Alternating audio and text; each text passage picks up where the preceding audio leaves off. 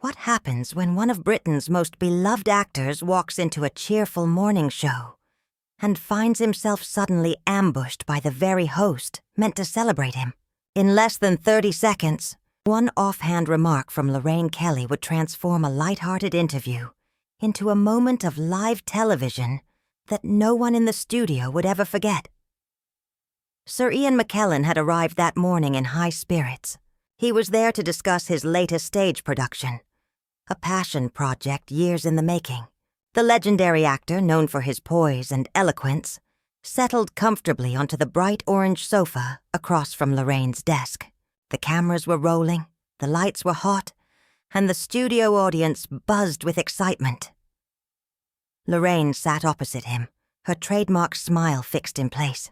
To her left sat Sarah Mitchell, the show's entertainment correspondent, young, polished, and usually quick to echo whatever Lorraine said. To her right, cultural critic Martin Hughes, a man who prided himself on challenging conversations, though rarely with the host herself. The chat began pleasantly enough. "So lovely to have you here." Lorraine beamed, her Scottish lilt soft and welcoming. "Thank you for having me." Ian replied, his rich, resonant voice filling the studio. "I'm delighted to be here." Lorraine glanced at her notes. "Now you're here to talk about your new production. King Lear, is that right?" "Yes, that's correct," Ian said, leaning forward slightly. His eyes brightened as he began to speak.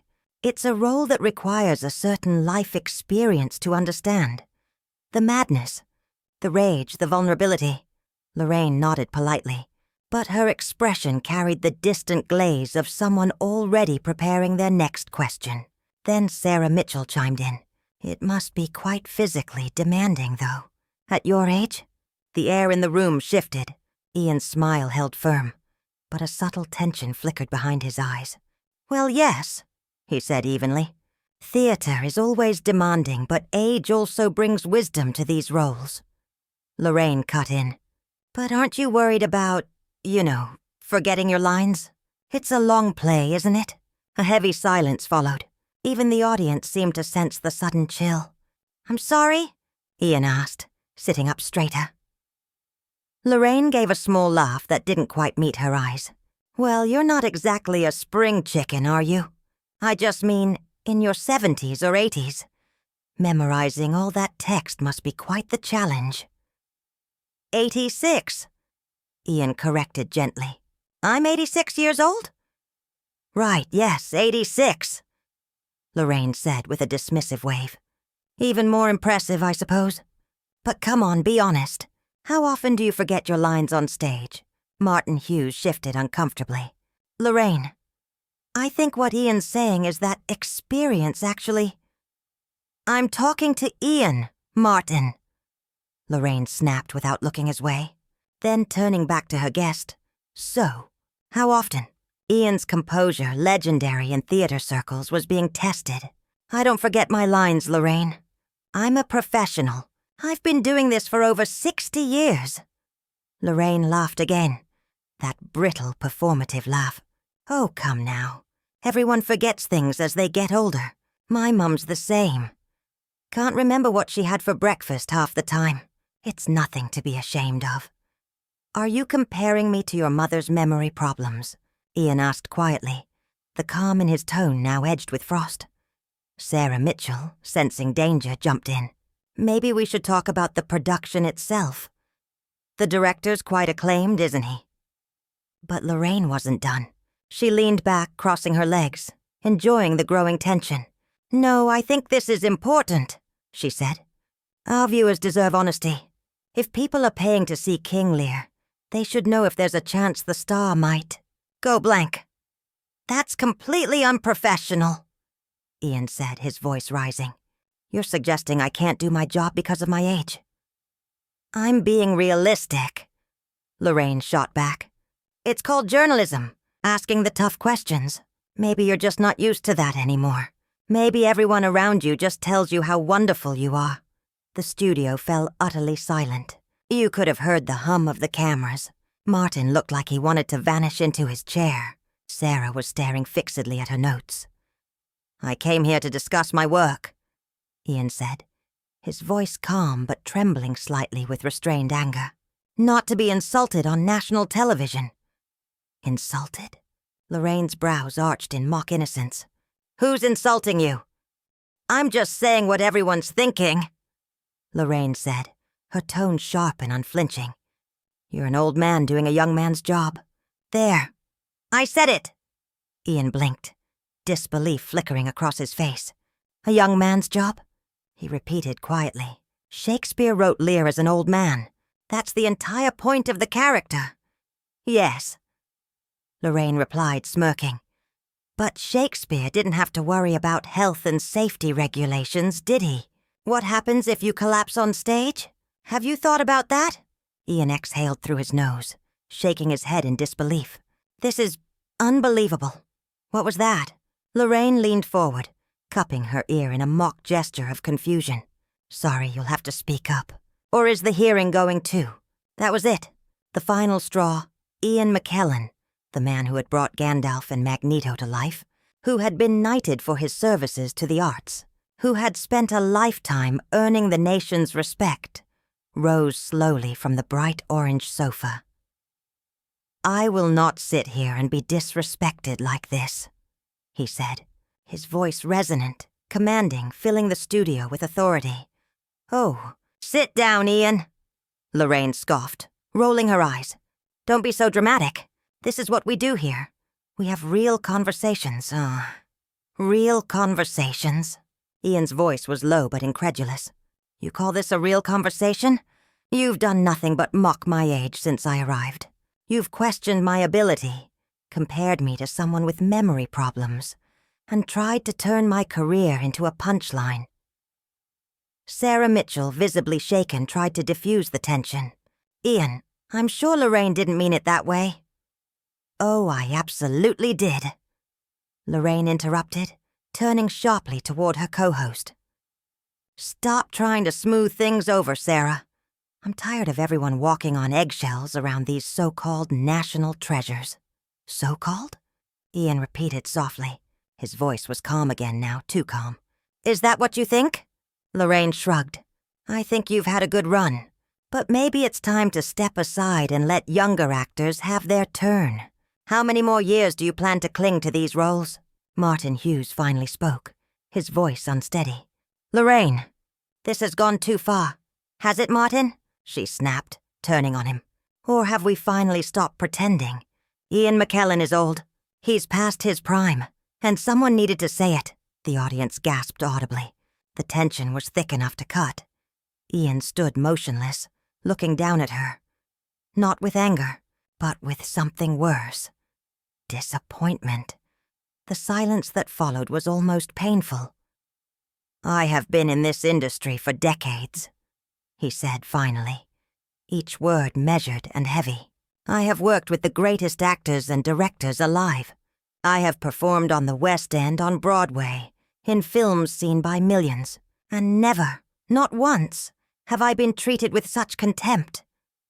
Oh, please, Lorraine muttered, but her voice had lost its swagger.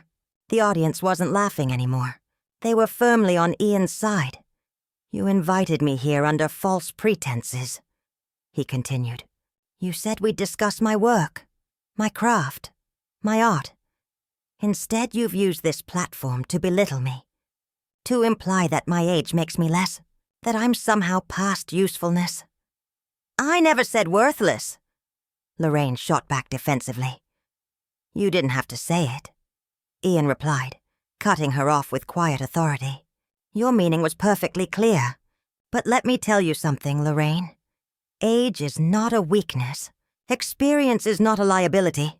And the fact that you think it is says far more about you than it does about me. A ripple of applause broke through the tension. It started with one audience member, then spread across the studio. Lorraine's cheeks flushed crimson. You can't just walk out of an interview, she said, her voice rising. We're live on air. Watch me, Ian replied.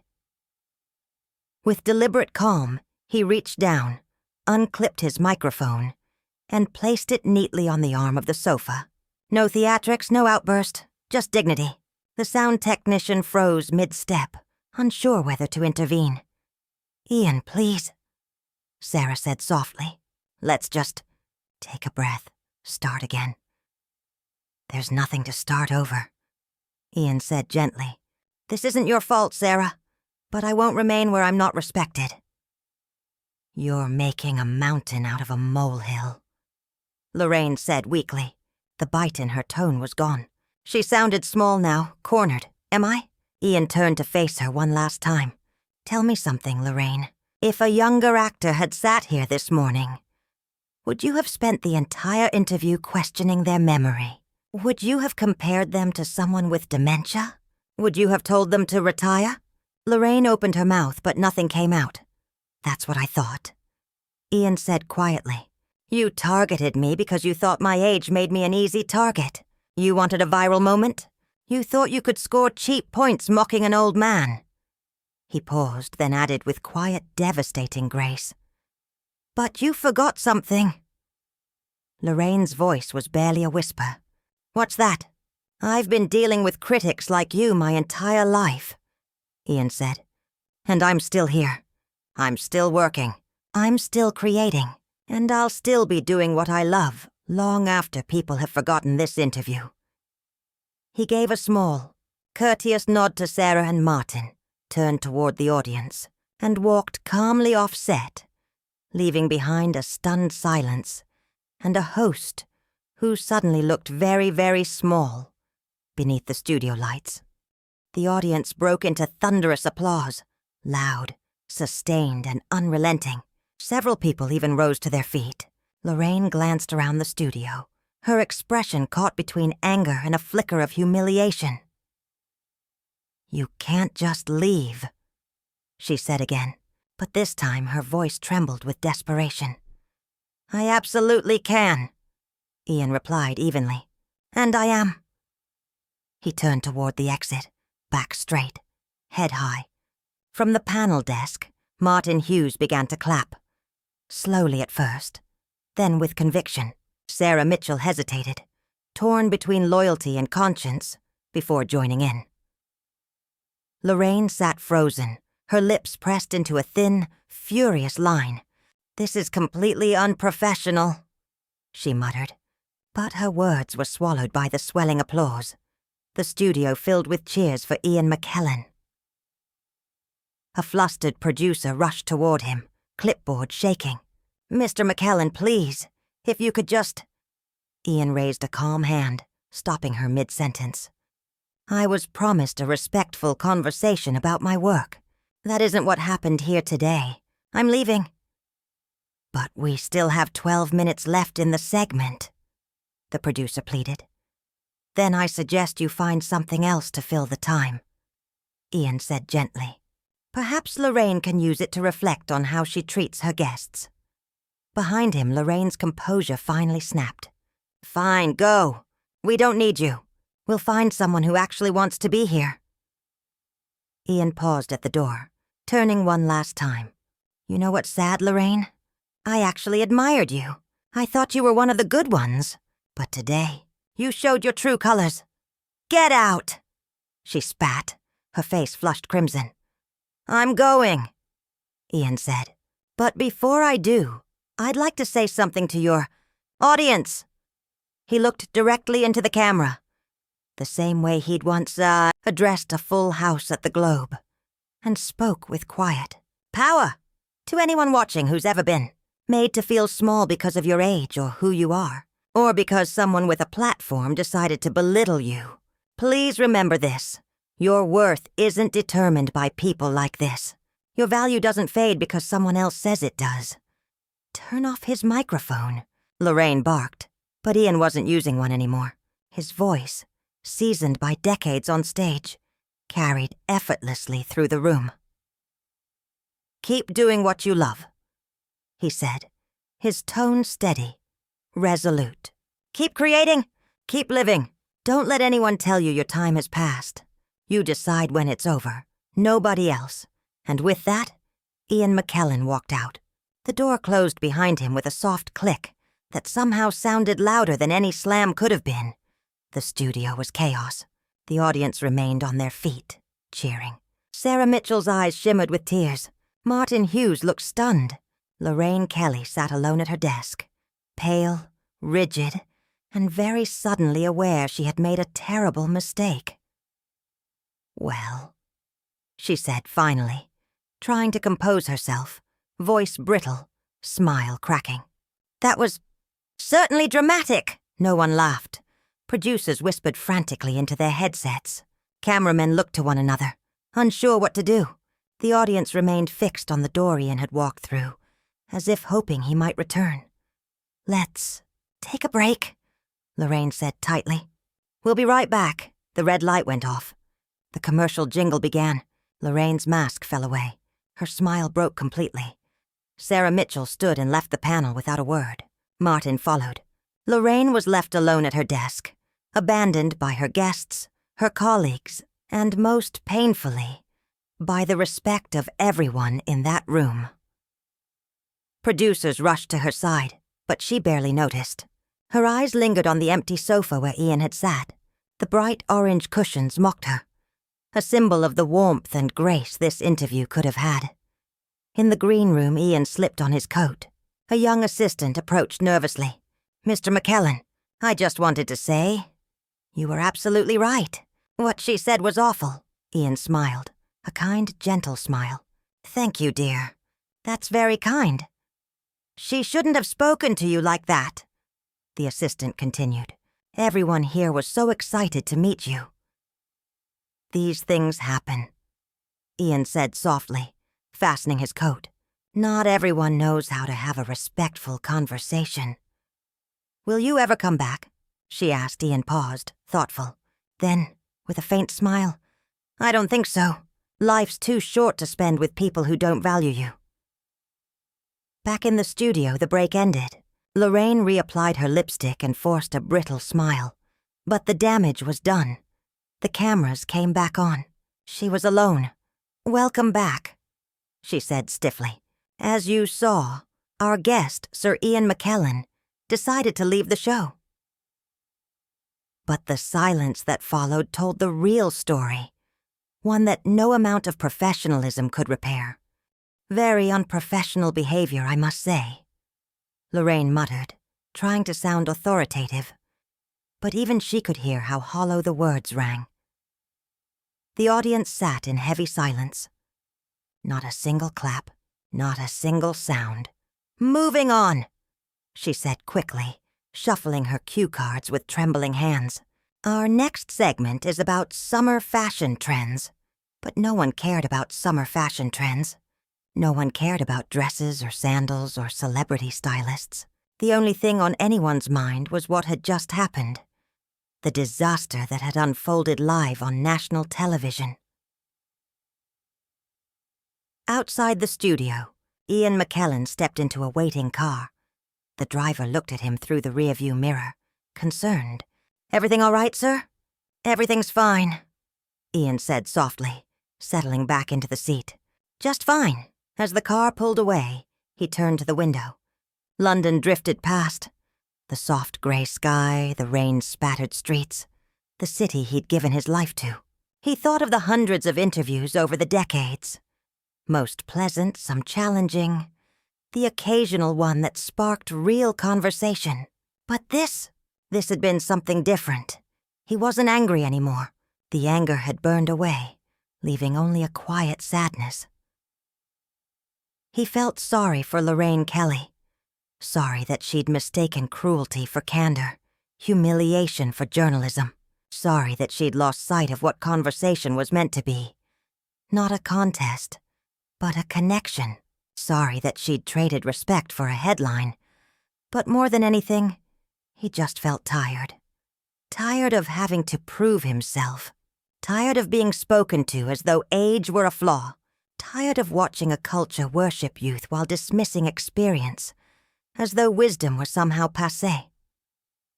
The car rolled on through the familiar streets, past theaters where he'd performed, past posters for plays he'd once brought to life.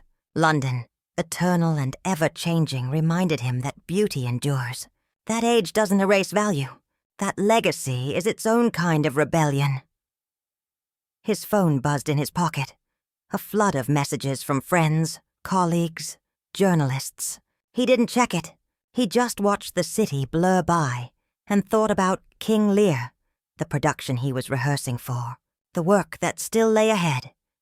Because that was the thing Lorraine Kelly could never understand. For Ian McKellen, the work wasn't a job.